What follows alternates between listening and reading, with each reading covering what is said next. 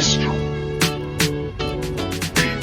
beses nadapa pero ito pa rin bumangon ng pangarap matupad nang sa ganun ay makaahon sa hirap na naranasan. Ilang beses nabigo pero kahit na ganun wala pang balak kumito, dahil gusto pang matupad mga pangarap ko sa buhay. Di man nakapagtapos mahalagay merong patunay, at gusto na mag-abroad lumabas ng ating bansa upang pangarap simulan at magbakasakali na merong kahahantungan ng lahat ng pagsusumikap. Lahat ng gusto ko sa buhay ay akin ang mayayakap, dahil sobra na ang hirap na aking nararanasan. Magsimula sa maliit para sa aking kinabukasan, at meron nang natutunan sa aking paglalakbay. Isang bagay na naging katuwang ko na din sa buhay, at sinubukan ko na din ang mundo ng pagbablog. Mga kalahit dyan, salamat sa pagpapakatatag. Sinubukan ko na din lahat pangarap ko, lahat ginawa nang sa gano'y maabot to. Mahirap